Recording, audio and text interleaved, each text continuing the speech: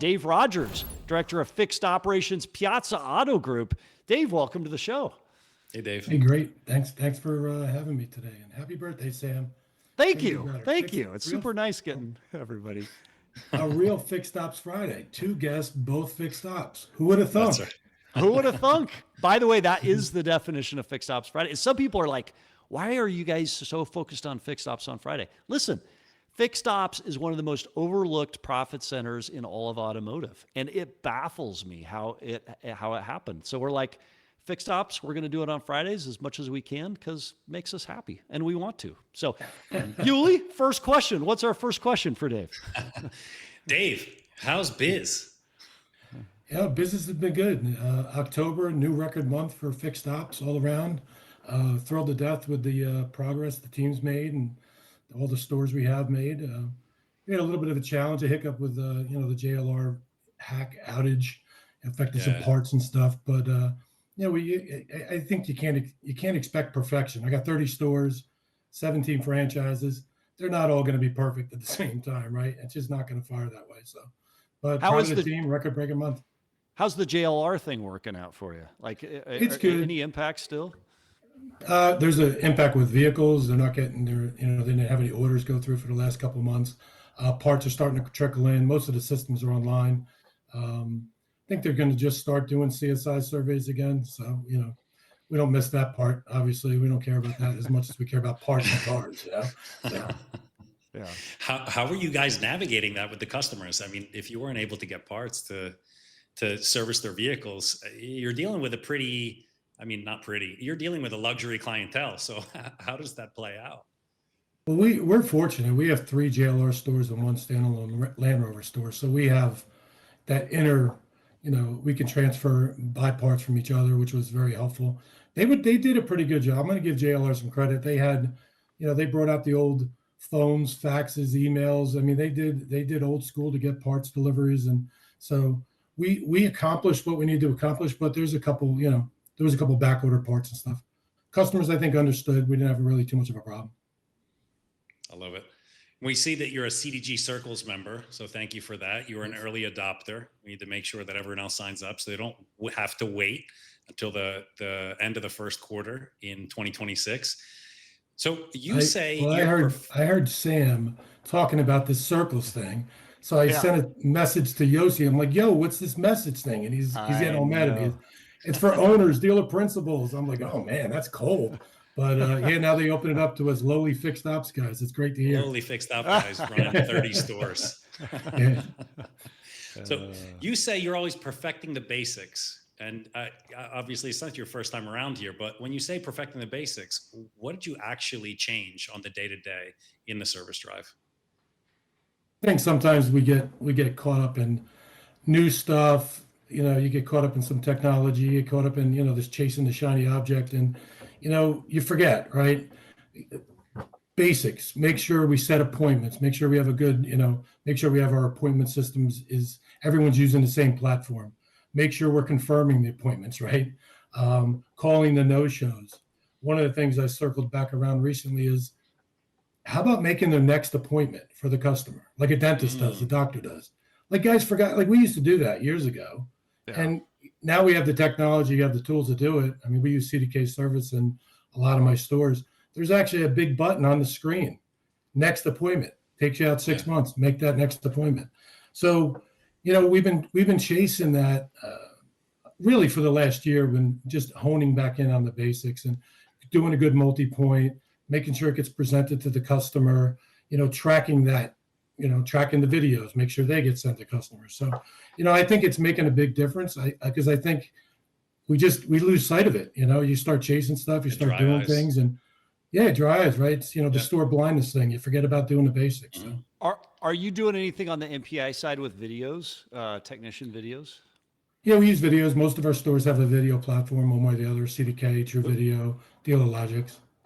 So one thing in mentioning the CDG Circles, and the circle I'm in with to your point, right, with other principals, dealers are using Meta glasses to do that experience, which I'd never thought of that, but how cool is that? You put the sunglasses on, you hit record, Yes. And then it automatically syncs back to the device. It goes over to the customer, and it allows the technician to be completely hands-free and perform their work. And it lets the customer see the technician's perspective. So you're doing something like that. What's your standard, or what's your percent of completion that you're requiring or you're seeing? Well, right now we're at around 70%. I mean, obviously we want to be 100, but 90. I think the other day when I looked, we're at 97% were sent, which was the best percentage we ever had. You know, so the taking of the videos isn't where I want it to be, but at least we're sending them to the customers because you don't have that filtering going on too much. As far as the meta glasses, we have a couple guys that technicians that actually put in orders to get their own. I've talked to some of the service managers about getting them. I think it's a great idea. I really do think it's a great idea. So, you know, that's technology that I really think, you know, is going to be a game changer for the techs, because they're not, you know, they're playing with their phones, you know, and you get a lot of stuff with the manufacturers now having your technicians take pictures of the VIN plate, take pictures of the bad part. You know, they're doing all this stuff. You know, we should have sent them to FIT to get a photography degree. You know, how much pictures they're taking, right? But if you think about it, you know, if they could have the glasses, that'd be great. Yeah, the pictures don't really matter at the end of the day. You're dealing with 97, 98% of customers have never seen underneath their car.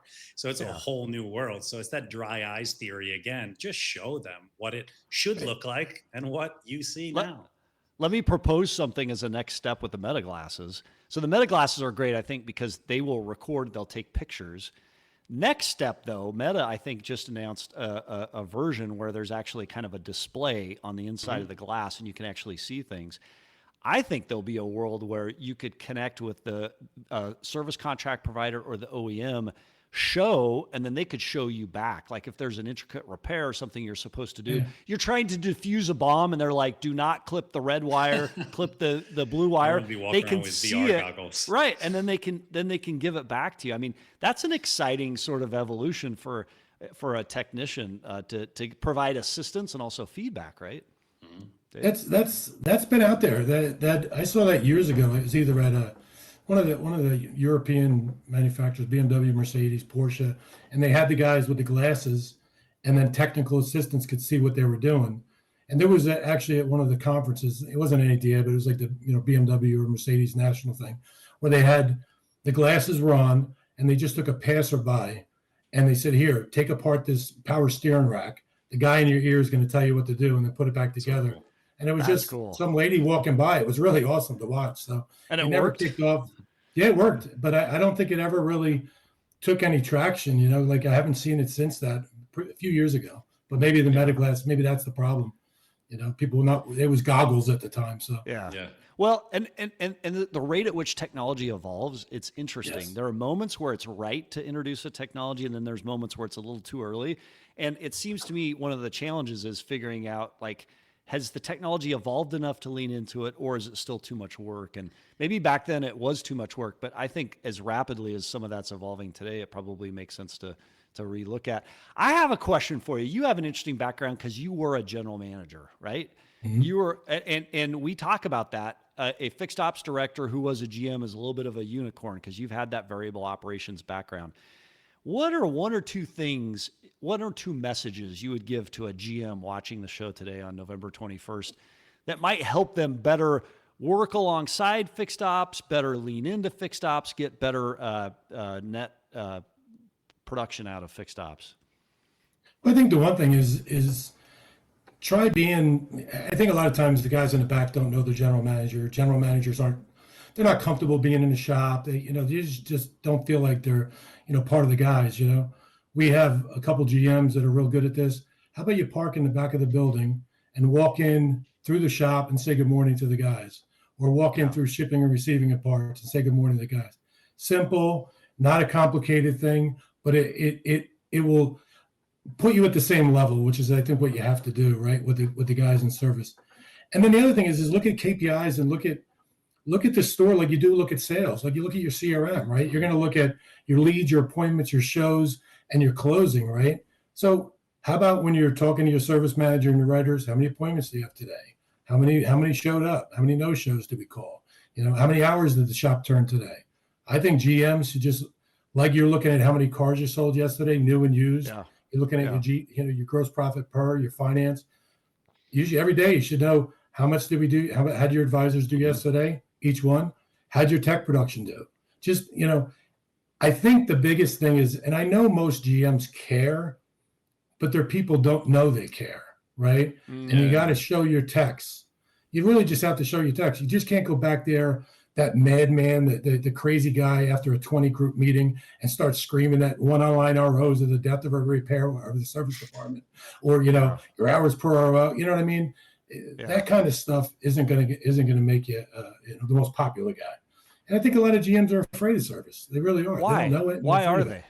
Why are they afraid of it? Because I think it's, listen, I think, probably because we've bamboozled them for years and we make it think like it's too complicated. But I just, in sales, most of the time the customer comes in and they're happy, right? Yeah. They're coming in to look to buy a car. In service, that's not always the case, right?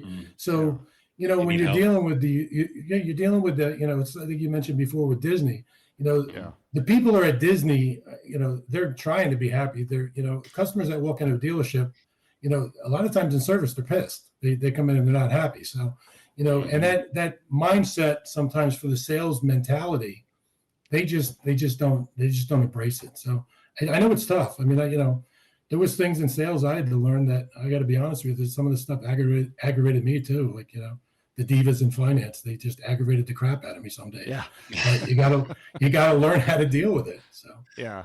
Well, and it is interesting because a lot of dealerships don't treat those service writers as salespeople similar to or the same as your front salespeople selling the cars. Service writers are actually technically more valuable from a dollar standpoint, could be more valuable employees. They're talking to way more people. They're talking to more customers. They're dealing with, to your point, more complaints, more issues, and they're retaining customers to the dealership and the dealer group in a way that salespeople selling that car are not. Right, Dave? yeah, I mean, I got a lot of advisors, that are doing over $100,000 in gross profit a month, and that's not just the Highline stores. I got one guy that does $3 million a year in gross as a premium, Highline service advisor. You got to look at the gross profit they're generating. Look at they're just not, they're probably more income per advisor than any of your salespeople, and they're right up there with your F&I people. So yeah, I mean, to that point though, why don't more people train their advisors? We spend so much time on the sales side, making sure that you got the right word tracks for the phone, the scripts but on the service side, you're talking to 10x the amount of customers. There should be a tremendous amount of emphasis on how to handle the customers and how to care, how to convey that message along. Why don't you think the industry embraces that? I don't know. They don't pay attention to service and parts until they need it, right? I always tease everybody. They can't spell absorption until there's a crisis in the front end, right? Now they want to know what you're at every day. But last time I was on, we talked about, we do training. We've been doing training since, I joined the group almost 9 years ago. And I think it's key. You have to spend the money teaching them how to sell. Yes. Listen, they sell. You have to teach them how to close. But it is a weakness. And that's where I think these general managers that have sales background could be an asset. Come in the back. How about you walk around during rush hour, help move some cars, help answer some phones, and then maybe say, maybe we do need an extra valet back here. Mm-hmm. Hey, you know what? Listen to the writers. Maybe they don't know how to sell. Maybe get them some sales training. You would do the same thing with a salesperson that wasn't following the road to the sale. So, so that's where I think you have to do. You do have to focus on the service advisors and their selling skills. So some really good comments online supporting this commentary. And obviously this isn't a beat down session on GMs. This is a great opportunity for us to learn, to grow, to take away, to figure out how to engage. Eager says GMs need to be more encouraging, show up more often, shop, personal, usually gets no attention from dealer principals and GMs. And I would also say, I think in some stores, not all, I think part of that disconnect is, you're doing the suit up front, you're doing a dress shirt, right? And I think sometimes, I know sometimes when some people go back into the shop, you just naturally feel a disconnect because it's just a different experience, right? And I think some of that can be perceived and some of that can be real. Next comment, and when you're, let's see, service writers do the hardest job and are closest to the most customers.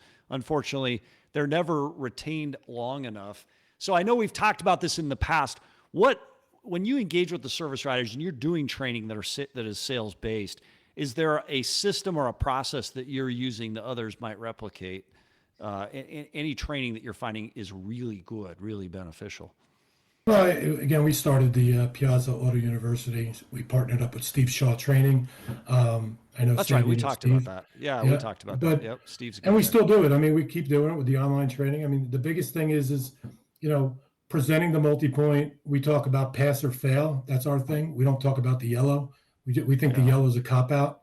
Yep. The only measurements on a multi-point are tires and brakes, and they could be marginal, right? You could be 5 millimeters on brakes or 5/32 on tires, and that's the yellow. But everything else on a car, it either passes or fails, right? And that's Mhm. part of one of the things I've always noticed, and probably more so in the last few years, is the service advisors will back up. Well, it's yellow. You can wait till the next visit. Well, wait a second. If the manufacturer is no. pushing maintenance out, no, you need it now. You need it before your next maintenance is due, right? And I think that that's one of the biggest things that you have to do. And the other thing is you have a lot of service advisors now that are young, maybe they don't have the technical experience. You got to let them embrace Chat GPT. You got to let them embrace some of this stuff because they don't know what a tie rod is. They don't know what suspension is. And I think the videos help them too. We encourage them to look at the video from the technician so they know what they're talking about. So I think there's a lot of little pieces that go into it. I think advisors, it is a tough job, but if they're not producing and they're not selling, we're wasting a lot of money. I think a lot of that pushback also when you're trying to, I don't want to call it upsell, but recommend a service that they're going to need between now and their next service. A lot of that pushback is always the time, right? You get people that are frustrated. They're like, no, I've been here too long. I'll just do it next time. What are you doing to attack that? Are you offering any kind of, are you putting people in loaners, or are you driving them home? We use loaners, we use Lyft, we have some stores that still have some shuttle vans. I mean, one of the biggest things, the manufacturer, all the volume ones always push express, right? Mm-hmm. And you have separate lanes. Well, let me tell you, customers get used to going to that express lane because they generally don't upsell, right? Because they're in a rush to try to turn you in an hour, right? So you have to slow it down a little bit. You got to get that multi-point done in the first 15 minutes, quarter time as they call it, right? Mm-hmm. You got to get in front of that customer because they give you an hour. That's the rule. The customer gives you an hour. So if you get to them in the first 15 minutes and say, hey, Yuli, car's in the shop, just so you know, we did the multi-point. It's going to need brakes, going to need tires. You're red. We got to get that done today. And they look at you with this, look, let me get your car. Let me get you out of here. Mm-hmm. You have a much better chance of selling that now than if you took the whole hour and hit them up after the hour's up. Oh, yeah. You ran out of time. So It's all in the timing when you do it. And it's a challenge. I mean, I think that burden that's put on the staff in Express makes it a challenge. And a lot of that's just outside influence, So we use all the tools. You have to use all the tools. But it's not easy. It's every day you're out there just trying to get a little bit better. Incremental growth is all you can do. So I got a question kind of going to some of the news and industry trends that we see right now. So OEMs are pushing hard into direct customer relationships, and they're doing that right now through over their updates for things like recalls and whatnot, and even subscription-based maintenance alerts, all that. What threats or what opportunities do you see for dealers in 2026 and the rest of this year as OEMs pull more of that service communication upstream? Yeah, I think you have to own your data, right? I mean, one of the challenges we have with the traditional DMS is getting the data, and you have to be out there in front of the customers. One of the reasons why I say to my guys and girls is make that next appointment so that we're ahead of the curve. Like, I don't care what that light says. You need to change the oil twice a year, right? So I'm not. It's such a battle. It's such a battle. It's crazy, and it's been a long battle. Well, because of the brainwash. And I mean, if you think about what's been happening for 20 years, everybody's been getting under pressure to follow the light. Yeah. And the problem is that it's now hard to turn that Titanic ship, right, to get that thing back. But I think you got to take the initiative. You got to take the first step. I think the other thing is try to take care of everything when the car is there. If that car has an update, do it, right? Yeah. If you know if it, Yeah. like if you know there's like the manufacturer gets you, like we're not supposed to do work upsell warranty, right? So it's supposed to be that if the customer comes in and complains about this, then you could do this TSB, right? So you have to walk that fine line. But if we know that every E-Class that comes in the door needs an update, you got to start talking to the customer, because who looks like an idiot? We look like the Yeah. idiots because we Yes. didn't do the Yeah. update, right? So Yeah. know your product, know what's out there. And again, since you are extending the maintenance, even for 6 months, you want to try to pick off as much of this stuff as possible. Because to your point, though, Sam, the dealership is left looking like the bad guy 9 out of 10 Yeah. times from the Yeah. narrative, Yeah. from the OEs, from the public, from all these experts out there. And we're not necessarily the bad guys, and we didn't necessarily cause most of these problems. So, Yeah. you guys know you're in a dealer world, and we keep our mouths shut most of the time. That's why I love the show, by the way. It's getting out there, but it's a positive for the business. It's a positive for the Yeah. business. Is what we need in this car business. Yeah, we talk about a lot of the things that others are uncomfortable talking about. So when you Yeah. think about next year, 2026, and your role as director of fixed ops in such a large group, what's a profit center that you see as emerging in fixed ops that maybe other groups aren't seeing or aren't capitalizing on? I think mobile service, we're going to expand on it. We have 3 trucks going right now. 4 trucks, actually. We have one store has two trucks out.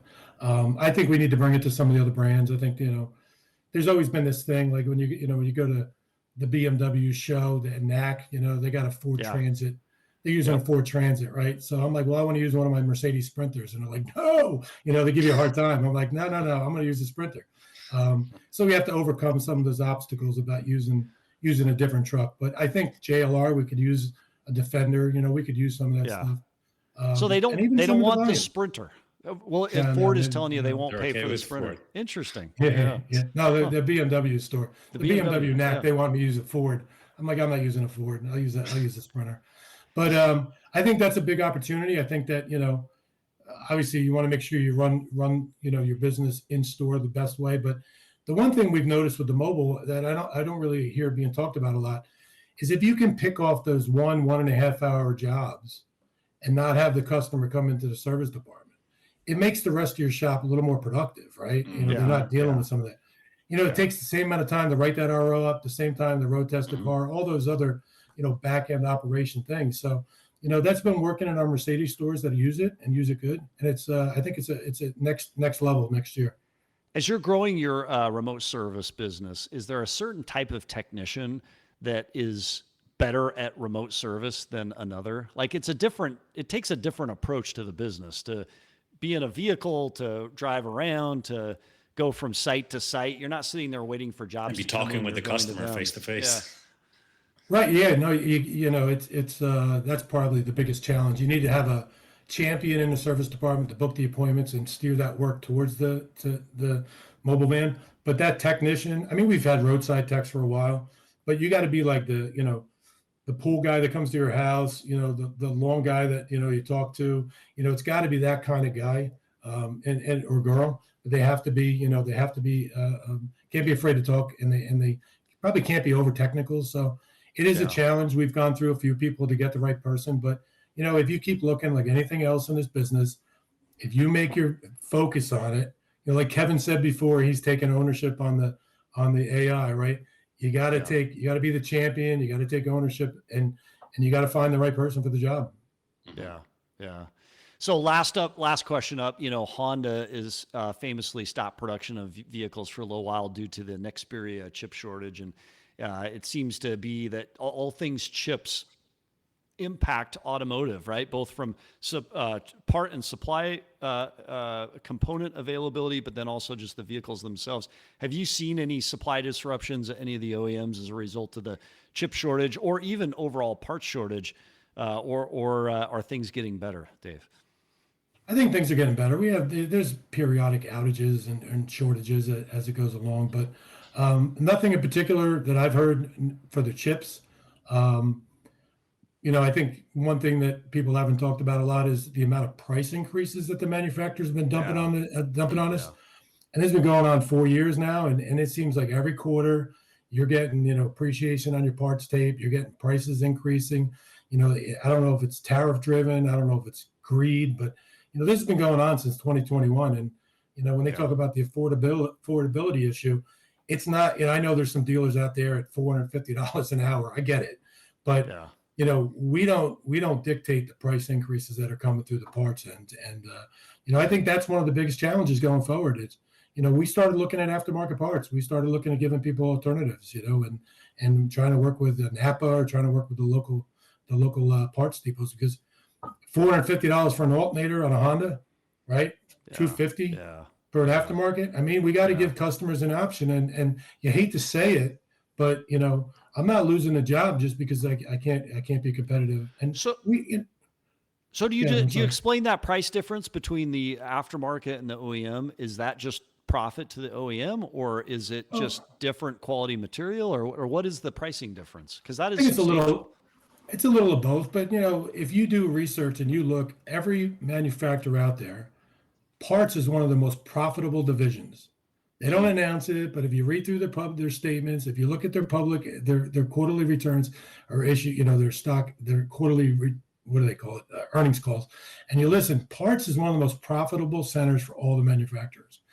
They don't have a problem marking up parts. And I'm just using that example. I mean, I'm sure I could find a bazillion other examples on prices, but there's times when a customer has a car that's 10 years old, and you hear about it all the time, how much we stink at retaining customers, right, after they go out of warranty. But again, if you come into my store and you got a 7-year-old Honda Accord, and I tell you it's going to be $900 for an alternator, and maybe I'm charging $150, $200 an hour, but you're priced out of the market, right? Power steering rack's $2,000. You might have to offer the option. You know what I mean? And a lot of times, unfortunately, they have better warranties.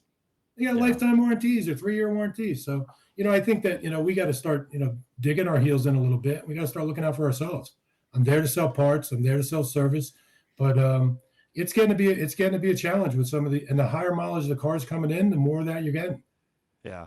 Well, and on that, we appreciate, Dave Rogers, you being on the show, being back again for a repeat performance. We enjoy the topics you bring and the conversation. Dave Rogers, Director of Fixed Ops, Piazza Auto Group. Thanks for being on the show today. Thanks for having me, guys. Again, happy birthday, Sam.